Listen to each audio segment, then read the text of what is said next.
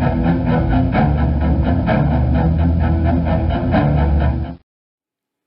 guys, Channel Kitten here with a review. I'm trying something a little different today. Still working on kitten videos, don't worry. Plenty of Gemini, Bubby, Jackie, and everybody else still coming along. Channel Kitten is still going to have kittens. I just wanted to branch out, maybe try a few different things. You know, so I guess this is going to be my first review. Yes, I hear you over there. You're interrupting my review, Dixon. You and your little whine. Anyway, speaking of my voice, this is probably the first time anybody's ever hearing this on the channel. A few weeks ago, I was diagnosed with Bell's palsy, which means half my face doesn't work. So I've been kind of trying to learn how to talk again.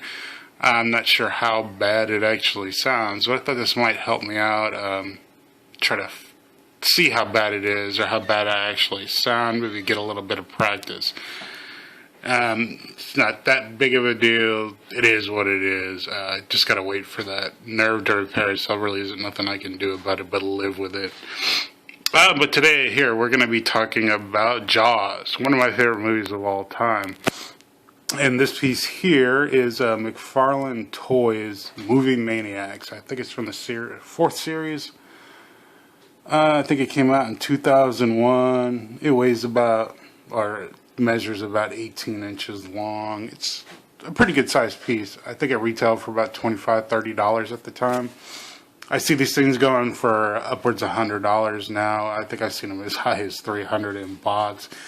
That's kind of ridiculous, but hey, if they're getting it at prices, I can't fault them for it. But I got this many, many years ago. It was a present from my daughter, a birthday present actually. Thank you, Katie. I love you. Yeah, my daughter really hit it out of the park with this one. I had no idea this thing was out at the time. It was wrapped it up, gave it to me, and I was very happy, very surprised. This is a really cool piece, very detailed. I want to get it. This is depicting, see, we got Bruce the shark and the orca, and you see Quint here in the mouth. This is depicting one of the final scenes in the movie, Quint's death, or Quint's last stand, I guess you could call it. Old salty dog, Quint, his death at the hands of Bruce the shark. Whoop. Now, you kind of take a look at this thing. It's got a lot of movable pieces here, a fishing pole. It's actually got some nice paint detail on it. Let's get a closer look here. You got Quint here in the mouth just because that's the way the movie was. That's the way I like to display it. But he comes on out. Kind of get a look at him.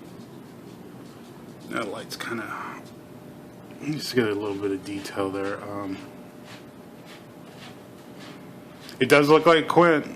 The figure's actually really detailed, and it's got a lot of paint applications here. You can see like different colors in there.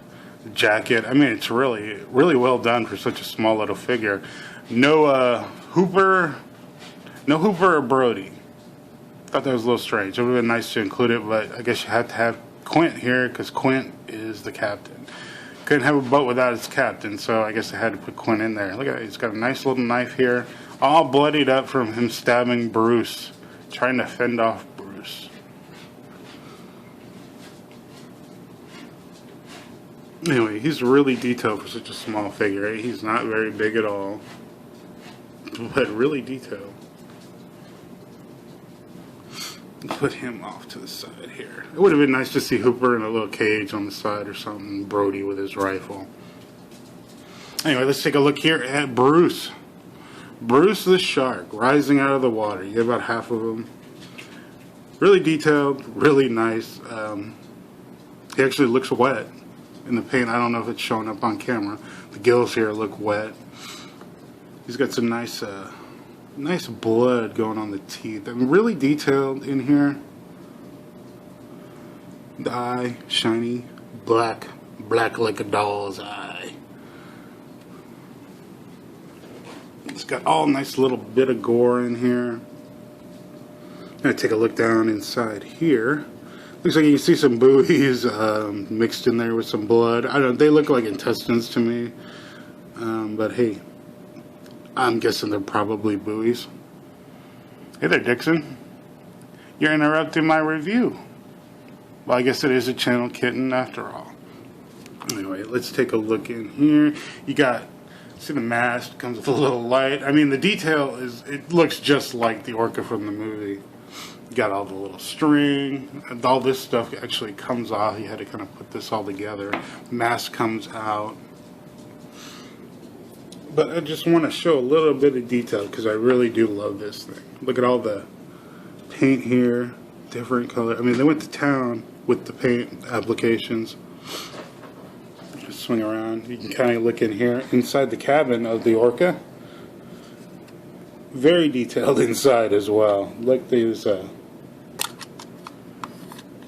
spears here on the side. These don't come off. Oh no, they do come off. Huh. Sweet. But if you look inside there, look at how detailed even inside the cabin is. They got whatever. I can't remember what the hell this thing is. I'm guessing some kind of horn, siren. Look at the deck inside there, the floorboards. You can see another steering wheel inside. Swing this around front. You got the nice jaws here. This would probably be the only jaws they got in the movie because Jaws was not the shark. The shark is named Bruce. You get the barrels here. Played a nice pivotal, actually necessary thing in the movie because they couldn't show the shark, so they had to show some kind of movement. So they used these barrels. It's a nice little trick. Create a lot of suspense that way. You can see all the detailing inside here. It's got a nice wood grain. Everything here has got texture to it. Come on down the mast here, more spears. It's got a lot of spears, but he's a sharker, right? Got a lamp. Looks like a first aid kit as well. You see where the window is broke, which actually did break in the movie, which was really cool. And I believe that fire extinguisher inside there is what caused it, which is a nice little touch. It's either that or one of these yellow barrels. I can't remember. It's been a while since I've actually seen the movie. It is one of my favorite movies, but it's been a few years since I actually sat down and watched it. Come back around, look at the top here. Now you can get inside here. You got a nice little detailed steering wheel. Mast. I don't know what the hell they call these things. I'm not a sailor, never been on a boat. I call it a wheel, maybe the captain's wheel, who knows. I call it a steering wheel because that's what it does. I guess you got your tracker, sonar, whatever. I mean, it's really, really detailed. And those it's got little buttons. The steering wheel doesn't turn. Just can't ask for much, though. Got the little light here. That actually does move. That's really cool. So you can scan. It doesn't go back and forth, but it does go up and down. Nice little touch. And it's actually in there very well. It doesn't feel flimsy. None of these pieces. I mean, the little fishing poles here come out. And they got nice paint applications on this. Just this little piece, which is a nice touch. You don't usually see. They usually don't get that detailed with these things. You get another side of Bruce. I mean, this thing really does look like the movie. They really did a great job here. You got the motor, or the exhaust. Actually was in the movie. And if you come around this side, if we can get inside here. Got some more fishing poles here. Nice, see more details. Look. You see the rods, the reels. Really cool. Get the crank here on the mast. Doesn't move, but really cool. And then we got a door here. And the door actually opens. I don't know if we can actually get inside here. In a little bit. Let's see. You can see the other steering wheel in there. There's a kitchen in here. You can barely see the corner of it. But look at the detail inside there. I was just blown away when I got this and started looking at it. I was just really cool. Really well done. And one of my favorite pieces to display. The Orca. The Orca, Bruce, and Quin. Like I said, I really would have liked to have seen Hooper and Brody included, but hey, can't have everything. It's a really nice piece. I love it. Love it quite a bit. Get a close up here on the teeth. And that doll's eye, that black doll's eye. Well, that's about all I got for this one today. I guess a farewell and adieu to you fair Spanish ladies. Thank you for watching. Sorry about the voice. If you enjoyed, please subscribe. Thank you very much. Have a nice day. Farewell and adieu to you fair Spanish ladies. Farewell and adieu, you ladies of Spain.